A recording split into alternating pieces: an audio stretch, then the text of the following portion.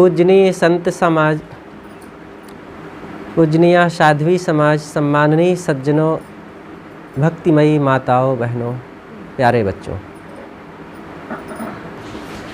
सदगुरु कहते हैं सोई कहंता सोई होगे तय निकरी न बाहिर आओ। जो कहोगे वही हो जाओगे। इसलिए गलत मान्यताओं से, गलत जीवन शैली से निकल के बाहर आओ। बाहर आने की ज़रूरत है, पड़े रहने की ज़रूरत नहीं है। जिस चीज़ को समझ लो कि ये गलत है, ये दुखदाई है, ये अंधविश्वास है, उससे बाहर निकलो। भक्त होने का यही मतलब है। भक्त का एक अर्थ यह भी है कि जो भागे, बुराइयों से दूर भाग जाए, अच्छाइयों की ओर लग जाए, वो भक्त है।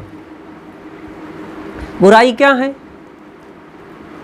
अनेक प्रकार के दोष दुर्गुण, गलत खान पान, गलत चाल चलन, गलत वाणी विचार, गलत मान्यताएं, ये सब अंधविश्वास है। ये हमारी साधना में अवरोधक हैं और हमारे भटकाने में यही सब सहयोग करते हैं। लक्ष्य की प्राप्ति से हमें दूर फेंक देते हैं। इसलिए भक्त लोग जो होते हैं वे सदैव बुराइयों से, दोष दुर्गुणों से, गलत चाल चलन से दूर हो जाते हैं। और इन सब से दूर होने से फिर आपके जीवन में अच्छाइयाँ आएंगी और गलत से हटकर अच्छाई, जो सही रास्ते है, सही वाणी विचार है, सही कर्म है, ये सब अपने आप आने लग जाएंगे। वो कहीं पुराना कपड़ा है, कितनी देवियाँ तो मोजा का उपयोग करने लगती हैं बर्तन उतारने में, तो कितने लोग हैं वो पेटीकोट के कपड़े को या और किसी कपड़े का भंडार घर में, रसोई घर में उपयोग करने लगती हैं। ये अच्छा नहीं है। भोजन बनाते समय रसोई घर में साफ स्वच्छ कपड़े का उपयोग किया जाए। ज़मीन पर बेलन रख कर के उपयोग ना करें। हर चीज़ का एक तरीका होता है, सिस्टम होता है हमारे जीवन में, रहन सहन का, पवित्रता का, खान पान का। जब इन सिस्टम को नहीं अपनाएंगे तब फिर हमारी ज़िंदगी केवल पशुओं की भांति बीतती जाती है। खाना है कुछ खाएंगे, जहाँ जैसे रखा है जो मिल जाए, कुछ विचार नहीं, विचार पूर्वक खाएं, बनावें। दूध पकाते समय कुछ लोग पकाएंगे, दूध तो उफनता है, उसका स्वभाव ही है, और जैसे उफनने लगा तो फट से फूंक देंगे। फूंकना नहीं चाहिए, फूंकने से थूक चली जाती है। पास में पानी रख लो, आग कम कर दो, अब उसी फूंके हुए दूध को दूसरों को पिलाएंगे, पति को पिलाएंगे, सास ससुर को पिलाएंगे, और संत महात्मा आ गए तो उनको भी पिला देंगे। अब वो नहीं देखे हैं तो क्या करेंगे? पिएंगे ही। लेकिन ऐसा ना करें। हर चीज़ छान विचार करके काम, चावल दाल छान लें, अमनिया कर लें। पानी को भी साफ स्वच्छ शुद्ध पानी से भोजन बनावें और पिएं खाएं भी। अब आज तो खैर नल का ज़माना है, टंकी से, बोर से पानी आता है। एक बार की बात है, पहले कुआं चलता था, तो एक देवी भोजन बनाई और कुआं से जा कर के पानी लाई थी। शाम हो गई थी और उसी पानी से फिर दाल चढ़ा दी, और दाल पक गई, भात पका, रोटी सब्जी पकी, कुछ मेहमान भी आए हुए थे और भोजन परोस दिया गया। खाने लगे तो मेहमान जब खाने लगे तो उनकी थाली में कुछ ऐसा आया तो चूसे, तो सोचे खटाई उटाई होगी, तो कुछ ना खटास ना तितास ना मिठास कुछ न लगे। कहाँ ये कैसी खटाई है, कुछ स्वाद नहीं। तो दीपक जला करके देखे तो कुआं से वो पानी के साथ मेढक आ गया था। अब उसी को उबाल डाले दाल में अब मेहमान की थाली में पड़ गया था, अब बेचारे चूसे चासे तो उसमें कोई स्वाद नहीं रहा। तो देखो, ये ना समझने के कारण और लापरवाही के कारण हम अपने घर में आए हुए मेहमानों को क्या खिला देते हैं। हर चीज़ की सावधानी होना चाहिए। सफाई स्वच्छता बहुत बड़ी चीज़ है। हम इंसान होकर के सफाई स्वच्छता का ध्यान ना रखें तो कैसे इंसान है। पशु नहीं सोचता है इस पर, वो जहाँ रहेगा वहीं टट्टी पेशाब कर देगा और जहाँ चारा है वही खा लेगा, और खाने के बाद उसी पर चढ़ जाएगा, उसी पर बैठ जाएगा, नहीं सोचेगा कुछ। तो कहते हैं वो पशु है। मनुष्य भी तो ऐसे हैं। अगर वो आज ट्रेनों में देखो, लोगों को देखो कैसी गंदगी से खाते हैं, वो कहाँ कहाँ क्या क्या छू करके आए हैं, और शौचालय भी गए हैं, लोग शंका भी गए हैं, और फिर आएंगे बैग से निकालेंगे टिफ़िन, और ना हाथ धोने की ज़रूरत ना कुछ, सीट पकड़े हैं, ये पकड़े वो पकड़े, निकालेंगे खाएंगे, और फिर खा करके डिब्बा को फिर पैक करके धर लेंगे, और जूता भी खोले हैं। उनको कुछ अशुद्धि लगती ही नहीं है, सब गंदा बना डालते हैं। तो अब उनके लिए बहुत नहीं सोचना है। जो लोग पवित्र खान पान रहन सहन रखते हैं उनके लिए ये सब चर्चाएं की जाती हैं। और देखो, स्नान सब लोग करते हैं, स्नान का तरीका नहीं मालूम। बाल्टी रखी है बाथरूम में और गए, बेटा नहा लिया, फिर पिताजी उसी में जाके नहा लिए, माताजी नहा लिए, बाबा जी भी नहा लिए, उसी बाल्टी लोटा में सब नहाते गए। और नहाने का तरीका भी क्या है, पानी लिए और थूके कुल्ला किए, आधा मग्गा में गया, आधा बाल्टी में छींटा पड़ा, और साबुन के छींटे सब तरफ पड़ रहे हैं, सब उसी में नहा रहे हैं, आँख मुँह धो रहे हैं, कुल्ला कर रहे हैं।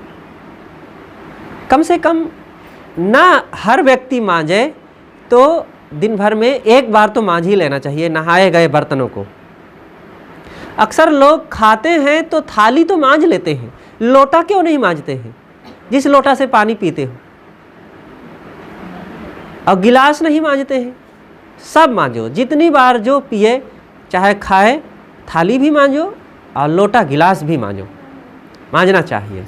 अब मांझने का तरीका भी नहीं मालूम रहता, खाए और थाली पहुंचा दिए मांझने की जगह में, और उसमें दाल भात लगा हुआ है, और उसी में मंजना लगाए के या मिट्टी या पाउडर और सब घस दिए, और उसी में दाल भात भी जूठा लगा है, उसी में पाउडरों मिला दिए और सब घस डाले।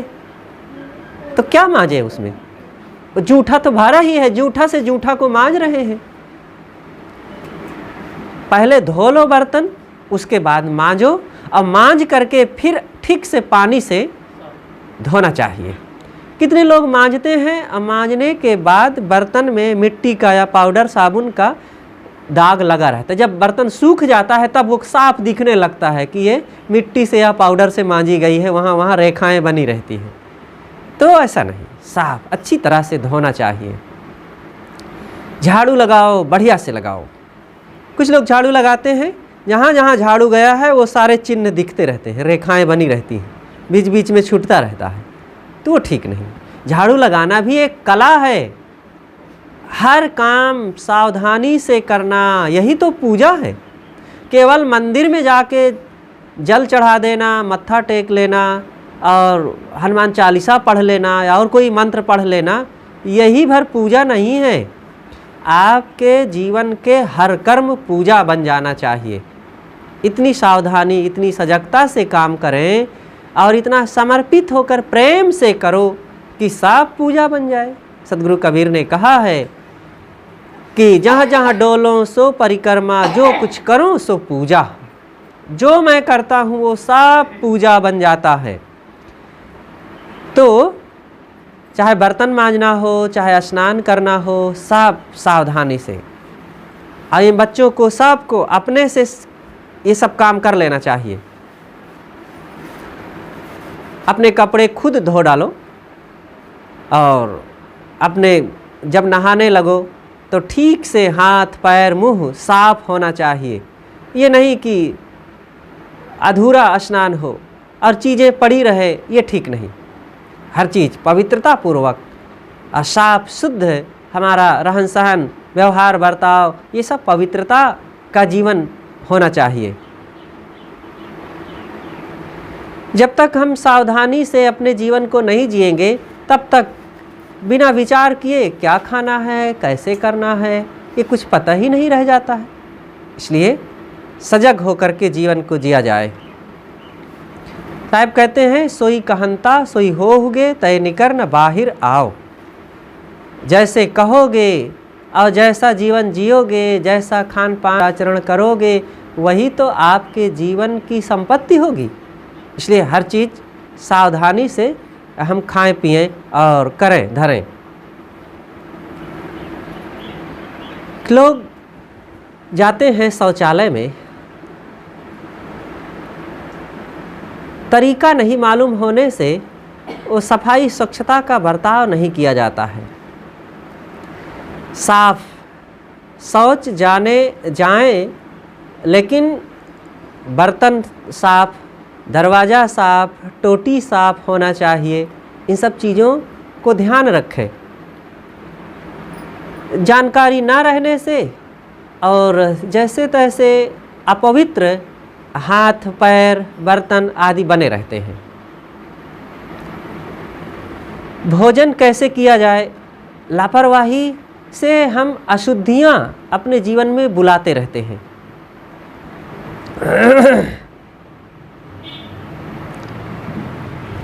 भोजन आप जब बनाते समय, जैसे कि चूल्हा में, अब आजकल तो खैर गैस चूल्हा है, नहीं तो लकड़ी या कंडा ये जलाते हैं। और कंडा जलाए और उसी को हाथ से छुए लगाए और फिर उसी हाथ से रोटी बेलने लग गए, तो कम से कम चिमटा से पकड़ के लगावें। चैला लगाए अथवा और कोई बर्तन घुन लगा हुआ है और कुछ लगा हुआ है, उसमें कीड़े तमाम दीमक हैं, और बिना विचार किए उसको आग में खोस दिए, अब बेचारे सब जीव जंतु मर जाते हैं। तो सफाई स्वच्छता और इन जीवों पर दया का भाव रखते हुए सावधानी बरतें। क्या खाएं पिएं, कैसे रहें, इन चीज़ों को हम बचा करके चलें। शौचालय में जाएं जब, तो बिना हाथ धोए बाएं हाथ से सफाई किया जाता है, और लोग सावधानी नहीं रख पाते हैं। जब गए शौच किए, बाएं हाथ से धुलाई किए, और फिर उसी हाथ से अब आप सब चीज़ छू डालें। टोटी छुए, मग्गा छुए, बाल्टी छुए, दरवाज़ा भी छुए, अपना कपड़ा भी उसी हाथ से पहन लिए, सब अशुद्ध हो जाता है। इसलिए दाहिने हाथ का प्रयोग इन सब छूने की चीज़ों में करें। और जब पानी के पास आवें, बाएं हाथ को मिट्टी से या साबुन से ठीक से धो लें, तब और काम करें। इसलिए इन चीज़ों को सफाई स्वच्छता का ध्यान रखते हुए बर्ताव करें। भूत प्रेत लगते हैं कि नहीं? हाँ,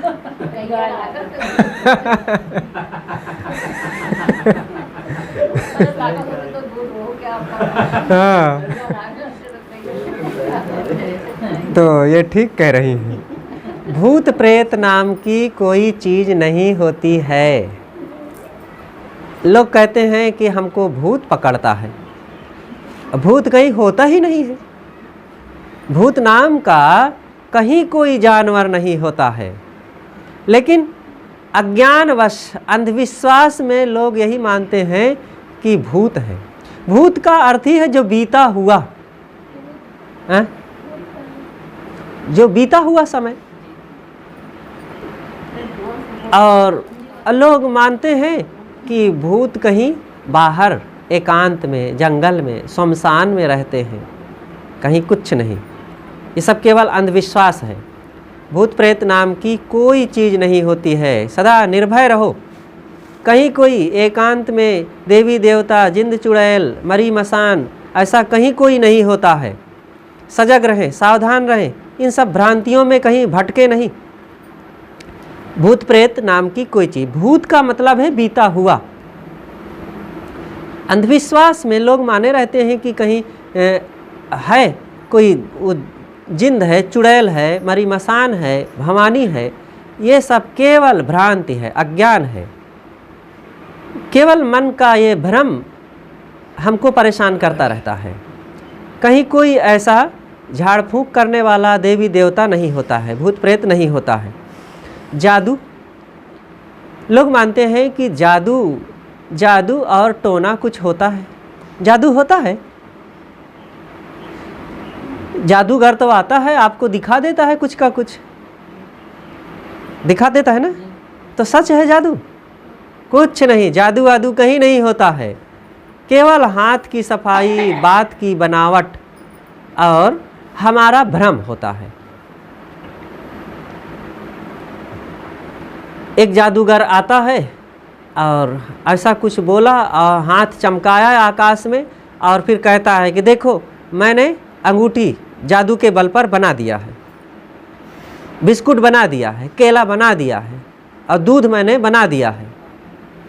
अगर वो जादू से बना देता है तो जादू से केवल वो केला काहे को बनाया है, अंगूठी छोटी सी काहे को बनाया है? अगर वो बनाता है तो मोटरसाइकिल बना दे और बड़े बड़े हंडा बना दे। ये छोटी सी अंगूठी बनाया है, इसलिए बनाया है क्योंकि उसको वो छिपा सकता था, मोटरसाइकिल को छिपा नहीं सकता था। एक दो बिस्कुट छिपा सकता था अपने डिब्बे में, और बड़ी चीज़ें तो छिपा नहीं सकता था। और जिस घड़ी को उसने बनाया है कि मैंने जादू से बनाया, उसी घड़ी को जा कर के देखो तो उसमें लिखा हुआ है made in China, made in Korea, made in India. अगर जब उसने बनाया है तो सेल्फ मेड लिखा होना चाहिए ना, लेकिन ऐसा नहीं है। इसलिए जादू वादू एकदम भ्रम है। ये सब भ्रम से ऊपर उठो। मंत्र तंत्र कुछ होते हैं? मंत्र तंत्र भी नहीं होता है, इन सब से भी हटो। लोग कहते हैं मंत्र के बल पर उन्होंने उसको गायब कर दिया। किसी को कोई नहीं गायब कर सकता है, वो ट्रिकबाजी होती है। ऐसे सामान होता है, उनसे करने का, बोलने की एक्टिंग वैसी होती है और हमारे मन की भ्रांति होती है। तो भ्रांति के कारण हम समझ नहीं पाते और वो ऐसी चालबाजी से हमको बोलते हैं, बताते हैं, दिखाते हैं कि हम ना समझने के कारण मान लेते हैं कि इन्होंने मंत्र से ये काम किया, जादू से ये काम किया। और टोना कुछ होता है? टोना भी नहीं होता। कुछ लोग कहते हैं अमुक स्त्री टोना ही है और उसने मेरे बच्चे को टोना मार दिया है, इसीलिए बच्चा बीमार पड़ गया है। अच्छा, स्त्रियाँ भर टोना ही होती है, पुरुष टोना नहीं होता क्या? और फिर टोना किसी ने मार दिया है तो फिर कोई झाड़ कैसे देता है? अब टोना कैसे मारा जाता है? बुला लाओ आपके गांव में जितनी टोना ही हो, हमारे ऊपर टोना मारे, या ओझा सोखा बैगा तांत्रिक हो, वो हमारे ऊपर भूत प्रेत या जादू टोना मंत्र तंत्र जो कुछ हो अपना प्रयोग करें। कुछ नहीं, कोई नहीं है ऐसा। केवल हमारे मन की कमजोरी से हमारे ऊपर भूत प्रेत लगते हैं, टोना लगता है और मंत्र भी लग जाता है और झाड़ फूंक भी लगता है। अज्ञानी हैं हम, अंधविश्वासी हैं, कुछ सत्य का पता नहीं, जड़ चेतन का निर्णय ही नहीं है, कुछ का कुछ मान लिए। तो ऐसे ही अंधविश्वास में फिर लोग ठगने वाले आते हैं, हमें बेवकूफ़ बनाने वालों की फिर भीड़ की कमी नहीं रहेगी। इसलिए बोधवान बने और सत्संग के बल से, संतों की संगति से और यथार्थ निर्णय का जब ज्ञान होगा तब आप इससे बचेंगे, नहीं तो कांपते रहेंगे हरदम पीपल के पत्ते की तरह। कोई भी आकर के आपको ठग ले जाएगा। और इन देवियों को तो ठगने में कोई कठिनाई नहीं, बड़ी सरलता से। कोई बाबा आएगा 9-10 बजे, सुबह नहीं आएगा क्योंकि सुबह आपका पति रहेगा, बाद में वो खेत चला जाएगा या ड्यूटी चला जाएगा। तो बाबा लोग भी वो टाइम पहचाने रहते हैं कि अब घर में केवल देवियाँ ही होंगी और आएंगे बड़ा नाटक बनाते हुए और भेष बना करके और कहेंगे कि मैं ऐसा कुछ आपको ताबीज़ दूंगा, ऐसा मंत्र दूंगा और ऐसी सिद्धि दे दूंगा कि आपका पति आपके बस में हो जाएगा, आपके बेटे को नौकरी लग जाएगी, आपके घर में देखो हरदम कुछ ना कुछ हानि होती रहती है ना, मैं उसका तरीका बताऊंगा, मैं पूजा कर दूंगा, सब ठीक हो जाएगा। तो आप सोचते हैं कि सही बात है, घर में कोई ना कोई बीमारी लगी ही रहती है, बाबा से पूजा करवा लें। ये घाटा दुकान में, खेती में, व्यापार में होता रहता है, मेरे पति तो कुछ मानते नहीं, चुपके से मैं ही करवा लेती हूँ तो फायदा सबका हो जाएगा। बड़ी बेचारी दयालु होती हैं, सबके फायदा के लिए सोचते हैं, पति तो करने नहीं देंगे तो अभी है नहीं, मैं चुपके से करवा लेता हूँ। और यही करने के लिए बाबा आए थे, तो करवाने लगती हैं। और करवाने के नाम पर वो 4,000, 6,000, 10,000 ऐंठ ले जाता है, गहना भी उठा ले जाता है। सच्ची घटना है। हमारे आश्रम के पास एक देवी रही और उनके वो बड़ी अच्छी, बड़ी भक्तिवान रहे, लेकिन एक जन गए और उनसे कहें कि तुम्हारे घर में कबीर साहब की कृपा नहीं है, इसीलिए ये सारी समस्याएं हैं। तो कहें फिर कैसे कृपा मिलेगी साहब? कहें कि देखो ये करना पड़ेगा, इतना दान करो, इतना भंडारा करो, इतना पैसा दो, और यहाँ क्या करोगे, हम वहाँ ले जा कर के वहाँ इतने लोगों को, इतने ब्राह्मणों को खिला देंगे और सब ठीक हो जाएगा, तो इतना कर दो। तो कहें इतना तो नहीं है साहब पैसा। अरे वो बने हुए साधु रहें, वो साधु बाबा ऐसे ठगे रहे। तो कहें कि अरे इतना नहीं है तो चलो इतने रुपया में हो जाएगा, और ले गए। अब बाद में उनके पति आए और फिर जब जान पाए किसी ढंग से तो कस के डांटे अपनी पत्नी की, क्या तुम बेवकूफ़ी करती रहती हो। बाद में फिर हमको पता चला साहब जी को, क्या साहब कैसे कैसे लोग आ करके हमारे देवी जी को ठग ले जाते हैं। हम कहे अब क्या करेंगे, वो ठगाना चाहती हैं तो ठगने वालों की कमी थोड़े। इसलिए संभलो, अनावश्यक बिना कर्तव्य किए, बिना मेहनत किए आप क्यों चाहते हैं कि हमें ये मिल जाए।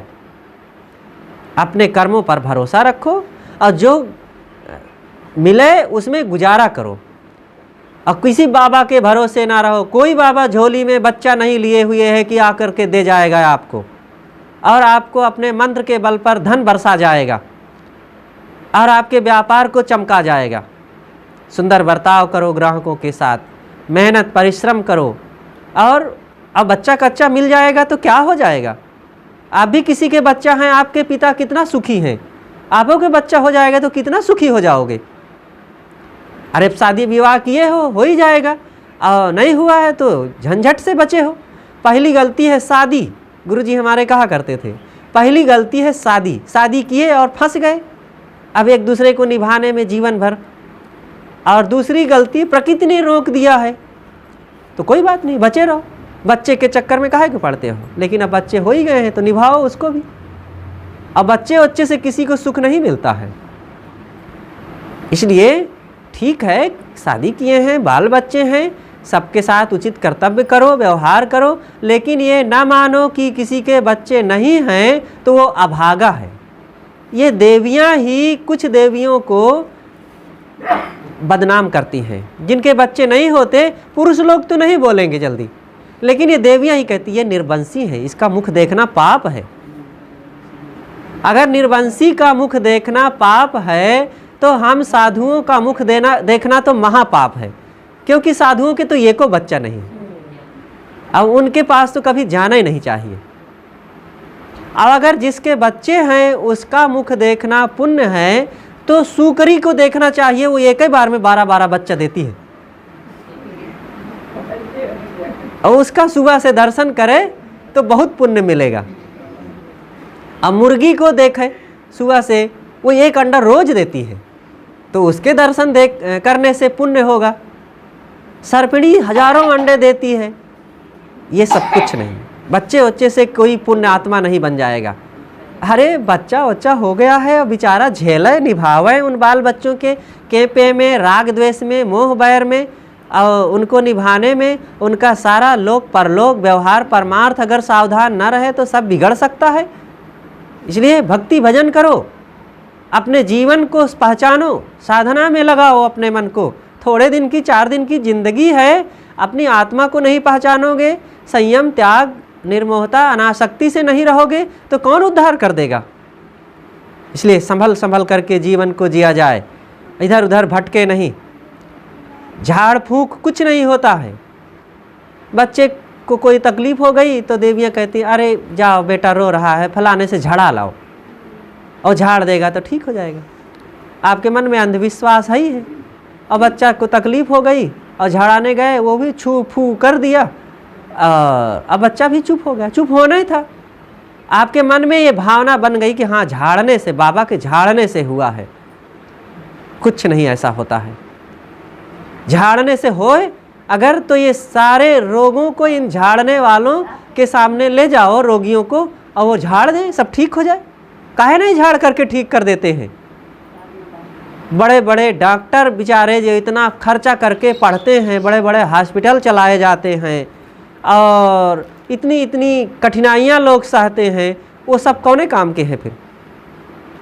और फिर सबके अपने अपने प्रारब्ध है, कर्मों में दुख सुख है, उसको भी तो आखिर झेलना पड़ेगा। कुछ ऐसी दवाइयाँ हैं, कुछ ऐसे रोग हैं कि डॉक्टर भी ठीक नहीं कर पाएंगे। डॉक्टरों के पास रोगों का इलाज है, लेकिन प्रारब्ध का, कर्मों का इलाज नहीं होता है। आपके जब बुरे कर्म उदय होंगे तो डॉक्टर भी कुछ नहीं कर पाएगा। तो ये सोचो कि हमारे प्रारब्ध का उदय हुआ है, दुख तकलीफ का, उसको सहना है, सहो, घबराओ नहीं। ये जिंदगी है, ये जिंदगी को हमें झेलना पड़ेगा। सुख दुख आएंगे, निभाना पड़ेगा। इसमें घबराने से काम नहीं बनेगा। और शुभ अशुभ कुछ होता है, शुभ अशुभ मानते हैं लोग। अपने दरवाजे पर लिखे हैं शुभ लाभ, कई लोग लिखे रहते हैं शुभ लाभ, और स्वास्तिक का चिन्ह बनाए हुए हैं। हाँ, उसको लिख देंगे तो आपके घर में कोई मंत्र तंत्र टोना टोटका नहीं आने पाएगा, रोग दोष नहीं आने पाएगा, कोई शनि ग्रह भूत बाधा प्रेत बाधा और कोई बाधा नहीं आने पाएगी अंदर, कुछ नहीं। कितने लोग अपने दरवाजों पर नींबू और मिर्चा लटकाए रहते हैं। इससे क्या होगा, नज़र किसी की नहीं लगेगी। अरे अब नज़र लगती है, झड़ाने जाते हैं तो ऐसा करो, अपने बच्चों के गले में नींबू और मिर्चा लटका दिया करो ताकि नज़र ना लगे। और इतना ही नहीं, कितने लोग तो अपने दरवाजे पर ऊपर जूता लटकाए रहते हैं, और कुछ लोग तो एक टायर लटकाए रहते हैं, पुराना टायर लटका देते हैं तो ताकि नज़र, मकान पर नज़र न लगे। तो ऐसा करें, गले में तो टायर पहन लिया करें ताकि नज़र न लगे किसी की। क्या तमाशा है। अच्छे अच्छे घरों में यहाँ तक कि कुछ लोग भगत भी कहलाते हैं और दरवाजे पर एक राक्षस का वो लगाए रहेंगे, पुतला, दांत निपोरे हुए। हाँ, हम कितने विचारवान हैं। तो इन सब चीज़ों में भटको नहीं। ये सब मन की कमजोरी है, मानसिक गुलामी है। और वे शराबी कबाबी भटके हुए लोगों द्वारा हम भटकाए गए हैं। और कब तक भटकते रहेंगे। बोधवान बने, विचारवान बने, और इन शराबियों कबाबियों के और उज्जड लोगों के संकेतों में नाचे नहीं। स्वयं सजग बने, विचारवान बन करके सही रास्ते पर चलें। और नहीं तो हमको ठगने वालों की कमी नहीं है। धन नहीं ठगेंगे, लेकिन हमारा बौद्धिक शोषण करने वाले लगे रहते हैं। हमारे विचारों को, हमारे मानसिक शक्ति को बर्बाद करने के लिए लोग लगे हुए हैं। धन तो जो ले जाए सो ले जाए, चलो ठीक है, तो कोई धन ले जाए फिर धन आ जाएगा। लेकिन अगर हमारे विवेक विचार की शक्ति नष्ट कर दिया है, सोचने समझने की शक्ति नष्ट कर दिया है, इस अज्ञान में, भूत प्रेत में, जादू टोना में भटका करके, तो हमारा कितना बड़ा नुकसान किया है। इसलिए कमज़ोर ना बने। और गले में पहनने के लिए कुछ लोग, अगर पहनना है तो कंठी पहनो। अब आप कह सकते हैं साहब क्यों कंठी पहने, हम तो रोकते हैं कि ताबीज मत पहनो, काला धागा पहनने की क्या ज़रूरत है। कुछ लोग लोहा, लकड़ी, हड्डी, गुल्ली, ताबीज, क्या क्या क्या सब पहने रहते हैं। और कौन देता है? ये बाबा लोग, ओझा सोखा लोग, तांत्रिक लोग, ज्योतिषी लोग। और ये कौन होते हैं? कितने वैरागवान हैं, कितने अनासक्त हैं, कितने सदाचारी हैं, कितने ब्रह्मचारी हैं? ये दुराचारी, व्यभिचारी और शराबी, मांसाहारी, अंडा खाने वाले, और ये झाड़ फूंक करके आपको ताबीज दे दिए और कुछ दे दिए, आप उसको पहन लिए। विचार करो कि ये सबकी कोई ज़रूरतें नहीं है। हाँ, गुरु की दी हुई निशानी भक्ति का चिन्ह है, सात्विक, साफ, शुद्ध, वो एक कंठी होती है। समझदार लोग जो संतों से, गुरुदेव से जुड़े हुए होते हैं, दीक्षित होते हैं, तो ये भक्ति और दया का प्रतीक कंठी पहनते हैं। देखिए, सफ़ेद धागा है, ये सात्विकता का प्रतीक है। और सफ़ेद धागे में चंदन की लकड़ी, ये अहिंसा का प्रतीक है। लकड़ी में कोई हिंसा की जाती है क्या? तो सात्विकता मतलब सदाचार और अहिंसा का मतलब जीव दया, करुणा, ये दोनों का प्रतीक है कि हम सब जीवों को अपने समान समझेंगे और सात्विक रह करके आत्म कल्याण का काम करेंगे। इसके परिणाम में गुरु ने हमें एक बाहर से चिन्ह दिया है कि इसको पहनो और सन्मार्ग में चलो। तो एक कंठी सात्विक चिन्ह है, इसको पहन लेने में बहुत एक हमारी अलग पहचान हो जाती है। जो अन्य भटके हुए अंधविश्वासी समाज है संसार में, उनसे अलग हमारी पहचान है। लोग भी देख करके जान जाए, अरे भाई इनके सामने शराब मत पियो, इनके सामने कुछ ऐसी बातें मत करो, ये भगत आदमी है। तुरंत आपको देख करके वे सहम जाएंगे और आपके मन में भी लगेगा कि अरे हम भगत हैं, हम गुरु से जुड़े हुए हैं, हमने वचन दिया है सन्मार्ग पर, सतपथ पर चलने के लिए गुरु को, तो हम ऐसा ना करें, बुराई ना करें, गलत ना खाएं पिएं। तो इससे आपकी सुरक्षा रहेगी। तो इन चीज़ों में अपने को मजबूत करो और कंठी पहनो, और अन्य चीज़ें नहीं, अंधविश्वास की निशानियां नहीं। और माला अनेक प्रकार की, कोई भी माला पहन लो। आजकल को देखो, कोई हाथ में कंठी नहीं पहनेंगे, कहेंगे शर्म लगती है, लेकिन हाथ में लाल धागा पहनेंगे, पैर में काला धागा पहनेंगे, भुजा में ताबीज मोटी सी पहने रहेंगे, बड़ी गंदी जो बनी हुई है। और कुछ लोग तो कमर में करधनी पहने रहेंगे, मोटा सा रस्सा जैसे, और न जाने और क्या क्या क्या पहने रहेंगे। हाँ, कंठिए पहनने में उनको लज्जा है। हाथ में पहनेंगे, और किसने दिया है कोई ठिकाना ही नहीं। कहीं फलाने बाबा ने दे दिया, कोई पंडित बाबा ने दे दिया, कोई ज्योतिषी ने दे दिया, कोई पुजारी ने दे दिया, कहीं मंदिर में गए तो वहाँ दे दिया। उनका कोई अपना उसूल ही नहीं है कि मैं क्या हूँ, मुझे कहाँ जाना चाहिए, किन लोगों से जुड़ना चाहिए। कोई उनको दे दिया, बच्चा तुम्हारा भला होगा, लो पहन लो। हाँ बाबा ठीक है, लो बांध दीजिए। अब वो बांध दिया, आपने उसको 10 रुपया दे दिया, उसने आपको सूद दे दिया 1 रुपया का, उसका भी फायदा हो गया। और आपका फायदा ये हो गया कि आप महा अंधविश्वासी हो गए। आपने अपने व्यक्तित्व को कुछ समझा ही नहीं कि मुझे क्या करना है। कोई किसी तरफ आपको हाँक दिया। जैसे चरवाहा अपनी गाय को, अपने बैल को, अपने बकरी को किसी भी तरफ हाँक सकता है, ऐसे ये ओझा सोखा बैगा तांत्रिक लोग आपको कहीं भी हाँक दिए। बस कोई अपने हाथ में जाता है, वहाँ से धागा ला के अपने मुझे बांध दिए। हाँ धागा है वहाँ से कोटवा बाबा से जी, अपने आप मैंने लेके वहाँ से पकड़। बिल्कुल। इसलिए इन सारे अंधविश्वासों से, आडंबरों से और भ्रम की मान्यताओं से निकल करके हमें सन्मार्ग में लगना चाहिए और अच्छे कर्म करें और ये अंधविश्वास से दूर रहें। तो साहब आगे कहते हैं जात पात कुछ होता है। जात पात लोग मानते हैं कि हम बड़े खानदान के हैं, हम ब्राह्मण परिवार के हैं, ये शूद्र हैं, ये ऊंच है, ये नीच है। कौन ऊंच नीच है? काकू कहिए ब्राह्मण शूद्रा।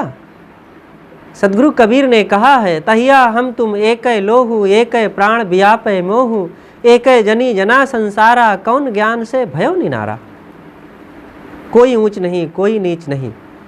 सब मनुष्य हैं, हम मनुष्य बने बस मनुर्भव जनया दिव्यम जन्म, और दिव्य जन समाज पैदा करें।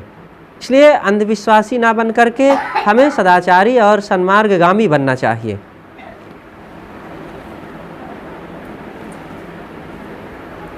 ऊंच नीच, छुआछूत। छूत अछूत यह है कि कोई गलत हाथ से आपको खाने की चीज़ दे रहा है, उस समय वो अछूत है। शौच करके आया है, हाथ नहीं धोया, अब आपको पानी देने लग गया तो वो अछूत है, नहीं पीना चाहिए। और गंदे पैर से आया और रसोई घर में घुस गया, अछूत है, उसको साफ शुद्ध हो लेना चाहिए, नहा धो ले, और नहीं तो कम से कम हाथ पैर तो धो ही ले। अब कहाँ कहाँ से आया, जूता पहन करके रसोई घर में पहुँच गया, नहीं। और साफ, ये अछूत और छूत की यही परिभाषा है बस। लघुशंका करके आए हैं और हाथ नहीं धोए और खाने लग गए कुछ, अछूत है, उस समय हाथ गंदा हो गया है। जब भी कोई चीज़ खाओ पियो, हाथ पैर मुंह धो करके खाओ पियो। आज कहीं भी रहे, कोई भी कुछ दे दिया, कुछ मिल गया, खाने लग गए। हाथ कहाँ कहाँ क्या क्या पकड़े थे, आँख में लगाए थे, कीचड़ पोंछे थे, और फिर उसी उंगली को मुख में डाल लिए, और फिर बैठे हैं, मुख से निकाले, और फिर बात करते करते अपना पैर रगड़ने लग गए, और पैर रगड़ने के बाद फिर थोड़ी देर में आँख खुजलाने लगी, आँख रगड़ लिए, और फिर मुख में लगा कुछ दांत, तो दांत खोदने लग गए नाखून से। ये सब आपने पैर में जो लगाया है, आँख में जो लगाया है, नाक में जो लगाया है, फिर कान भी खुजलाने लगे, और फिर मुख में उसी उंगली को डाल लिए, सब बराबर कर डाले ना। इसलिए इन सब चीज़ों की सावधानी होना चाहिए, जहाँ तहाँ जैसे तैसे कुछ भी ना करते रहो।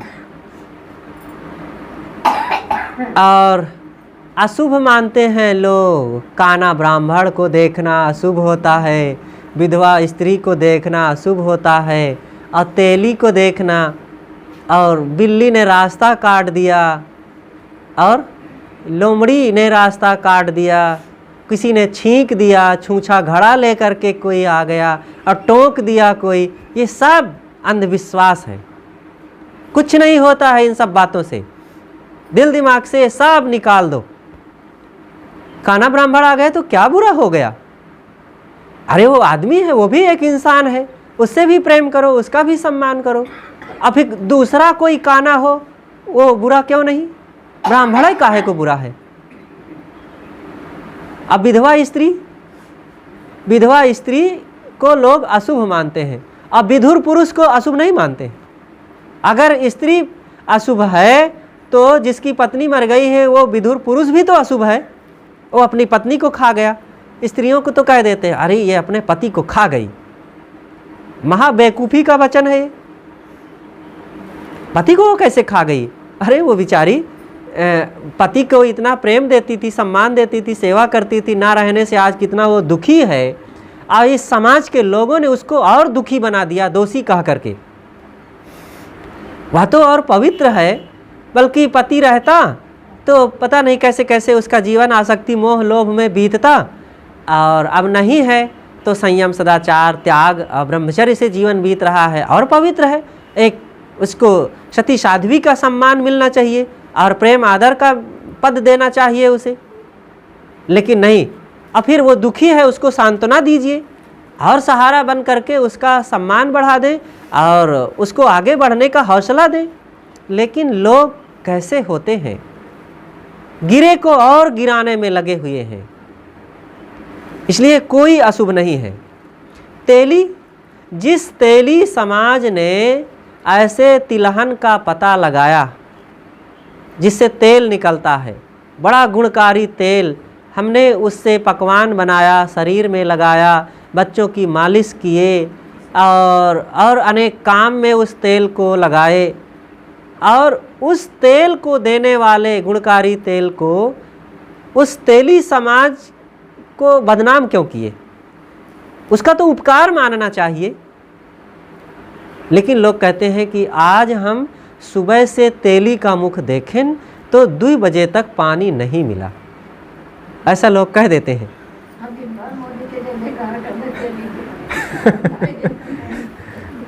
तो ऐसा कोई अशुभ नहीं होता है, सब लोग शुभ हैं। जो गंदे आचरण वाले हैं, गंदे कर्म करने वाले हैं, गंदी वाणी बोलने वाले हैं, वे लोग अशुभ हैं और उनसे बच करके रहें। शुभ कौन है? शुभ किसे कहते हैं? इन पंडितों ने तो कहा है कि धोबी को देखने से शुभ होता है। पता नहीं धोबियों ने कौन सा घूस दिया है कि उसको शुभ कह दिए, और तेलियों ने क्या उनको छीन लिया है कि उनको अशुभ कहें। अब पंडितों ने तो ये भी कहा है, एक जगह लिखा हमने पढ़ा था पत्रा में, सुअर को देखना शुभ होता है, वेश्या को देखना शुभ होता है, साधु को देखना अशुभ होता है। और जानते हैं ऐसा क्यों कहा गया है? कि आप साधु को देखेंगे तो साधु का ज्ञान सुनाएगा, और ज्ञान सुनाएगा तो उनका कर्म कांड मिट जाएगा, तो उनके कर्म कांड मिटने से उनका फायदा मिट जाएगा। और कहेगा कि कर्म सुधारो, जीवन सुधारो, मन इंद्रियों को वश में करो और कहीं भटको मत अंधविश्वास में।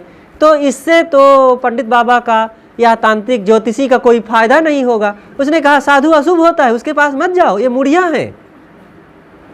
स्वामी शंकराचार्य जी जब मंडन मिश्र के पास गए, अब वो कर्मकांडी थे, मंडन मिश्र स्वाहा स्वाहा करते थे, लेकिन उसी समय स्वामी जी पहुंच गए तो देखे तो एकदम झल्ला उठे, कहा अरे कुतो मुंडी, ये मुड़िया कहाँ से आ गया। कर्मकांडी लोग मुड़िया लोगों को अशुभ मानते हैं, हम लोग भी मुड़िया ही हैं, तो वे लोग नहीं कभी पसंद करेंगे कि ये साधु सामने आ जाएं। गुरुदेव जी की घटना यहीं पर याद आती है, सन 1966 की बात है शायद ये। गुरुदेव जी हरिद्वार के कुंभ मेला में थे। कुंभ मेला समाप्त करने के बाद एक सेठ जी आए हुए थे देहरादून से, और उन्होंने कहा कि मैं यज्ञ करूँगा, शक्ति यज्ञ, और महाराज जी आपको चलना है। ऋषिकेश में गुरुदेव जी का कार्यक्रम हुआ था, और वहाँ के जो महंत जी थे उन्होंने गुरु जी के विचारों से इतना खुश हुए कि बहुत प्रशंसा किए। अब वो सेठ जी उनसे मिले तो कहा अरे हमारे यहाँ बहुत बड़े संत आए हुए हैं, इनको ले जाओ और आपका यज्ञ सफल हो जाएगा। वो पीछे पड़ गया, फिर गुरु जी को ले गया। तो गुरु जी जब गए, कहे महाराज आप चलिए, इनमें मुड़िया लोगों को और एक को भी नहीं ले जाऊंगा, आप चलेंगे तब मेरा यज्ञ सफल होगा। फिर गुरु जी गए, और जब गए तो जो गुरु जी का विचार हुआ तो इतना वो प्रभावित हुए, इतना खुश हुए कि क्या पूछना। गुरु जी तो जहाँ जैसे ज़रूरत होती थी सब जगहों पर सुधार करके कल्याण की, जीवन की बात कहते थे, और जीवन की बात से कौन भला मुकरेगा। तो सब जगह हमें विचारवान बनना है, इस जीवन को अंधकार से, अज्ञान से, अंधविश्वास से निकालने का काम करना है, ना कि हम मान्यताओं की पूंछ पकड़ करके इन पुरोहितों ने, पंडितों ने, पाखंडियों ने जो कुछ कह दिया है उसको हम मानते चले जाएं बस बिना सोचे समझे। ये सब कुछ नहीं करना है, सावधान रहें, और नहीं तो भटकाने वालों की कमी नहीं है। तीर्थ मूर्त में कहीं जा करके मनौती ना करो। गंगा में जाने से पाप कट जाता है क्या? गंगा में स्नान कर लो, पाप कट जाएगा, जेब कट जाएगा जरूर, लेकिन पाप वोप नहीं कटेगा। इसलिए सावधानी से जाना। और गंगा कौन मुक्तिदायिनी है? गाँव से निकल करके हमें सही रास्ते पर चल करके आत्म कल्याण का काम करना है। और न ये रिद्धि न सिद्धि, न मंत्र न तंत्र, न झाड़ न फूंक, न देवी न देवता, ये सब केवल अज्ञान की उपज है। और इन सब से हट करके हमें सही रास्ते में सही कर्म करना चाहिए, और गुरु संतों का सहारा लेकर के हमें आत्म कल्याण का काम करना है। और तीर्थ मूर्त, देवी देवता में अपने आप को उलझाना कहीं नहीं है। तो इन बातों को समझें और सारे अंधविश्वासों से ऊपर उठ करके हमें संयम और सदाचार का रास्ता अपनाना। अपने बच्चों को भी यही रास्ता दिखाओ, और नहीं तो धीरे धीरे धीरे धीरे वहीं घसीट लेकर के चले जाते हैं जहाँ हमारे जीवन में सारे दुष्कर्म, दोष, दुर्गुण आकर के सारा दुख भर जाता है। तो बस बोलिए सद्गुरुदेव की जय।